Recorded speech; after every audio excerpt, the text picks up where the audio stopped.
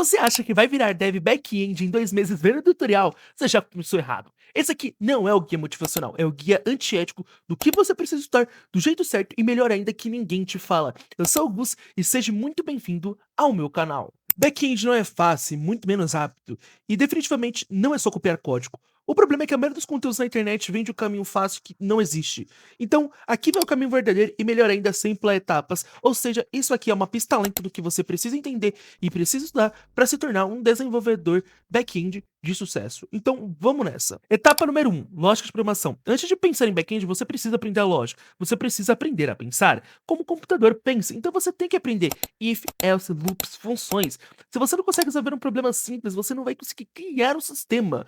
Framework não resolve a falta de lógica. Eu vejo muitos canais ensinando, por exemplo, sintaxe sem ensinar a lógica. Você precisa entender a lógica para aprender a sintaxe. Então, antes de você escolher uma linguagem, aprenda a lógica. Eu vou deixar aqui no card um vídeo ensino lógica de programação em apenas 5 minutos. Linguagem. É aqui onde a maioria das pessoas erra e faz uma salada de fruta imensa.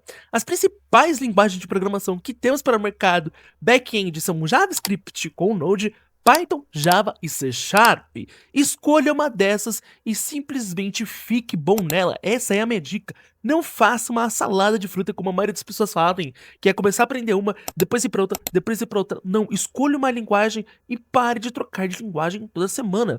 Não existe linguagem perfeita, existe linguagem que você domina. Se você domina uma dessas, você simplesmente vai parar de ficar perdido. Você vai conseguir se guiar e conseguir desenvolver os seus projetos back-end.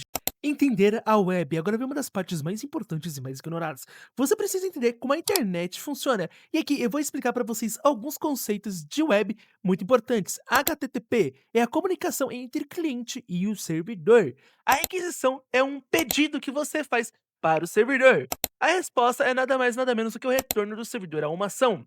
Existem alguns métodos também que a gente tem na web, como get, push, put e delete. Além disso, existe um negócio muito importante que você já deve ter visto quando tentou acessar uma aba e não funcionou, que é status code, como o 200, o 404, muito famoso, e 500. Quando você acessa o site, não é mágica. Existe uma requisição sendo feita, um servidor processando e uma resposta voltando. Back-end é isso. Se você não entende isso, você só está decorando o código. Banco de dados. Agora você sai do básico e entra em algo mais sério, dados. E bom, a gente tem dois tipos principais de bancos de dados, o relacional e o não relacional. No relacional, a gente tem o SQL e no não relacional, a gente tem o MongoDB. Agora, vamos falar sobre as principais ações que você vai ter que estudar relacionadas a bancos de dados. A primeira, obviamente, é o SQL, que é a linguagem usada para bancos relacionais. Você vai ter que aprender o que é um CRUD, relacionamentos e modelagem. Se você modelar errado o seu sistema, galera, ele vai acabar nascendo errado. E corrigir bancos de dados depois é muito difícil, então realmente foque. Eu sei que pode parecer chato no começo, mas é muito importante que você entenda esse conceito para você não fazer um projeto ser ruim, beleza? Back-end sem banco de dados, galera, não existe. E sim, é a parte mais difícil mesmo.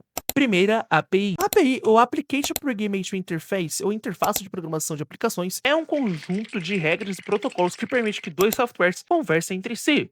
Existem vários tipos de API, mas eu vou recomendar que você comece pela Reset, simplesmente porque ela é muito simples. É o comum para a web, ela usa métodos HTTP, get, post, put, delete, aquilo que eu já tinha falado lá atrás quando eu falei de web. Então, essa aqui vai ser o tipo mais comum e mais fácil de você aprender a construir primeiramente. A autenticação. Agora você começa a lidar com responsabilidade de verdade, dados de usuário. Você tem que entender como um login funciona, como um cadastro funciona, o que que é um hash de senhas, o que é um JWT. Guardar senhas, galera, sem criptografia não é um erro de iniciante, é uma falha grave. Segurança, galera, não é algo opcional. Organização. Agora vem um ponto que separa iniciante de júnior. Organização. Você tem que entender o que é MVC, que é um padrão de arquitetura. Você tem que entender a separação de arquivos e que é um código limpo. Você tem que aprender tudo isso. E assim, MVC é um padrão de arquitetura. A separação de arquivos é como você vai lidar com o crescimento e escalonamento do seu projeto. O código limpo, galera, não é nada mais nada menos do que uma prática. Eu recomendo a leitura, obviamente, do livro Código Limpo. Bom, pessoal, eu espero que esse guia aqui, esse roadmap, tenha te ajudado a dar uma clareza sobre o que você tem que estudar para se tornar um desenvolvedor back-end sem enrolação. Eu espero que esse vídeo tenha te ajudado. Muito obrigado por assistir até aqui. Fiquem com Deus, que é a base de tudo. Falou!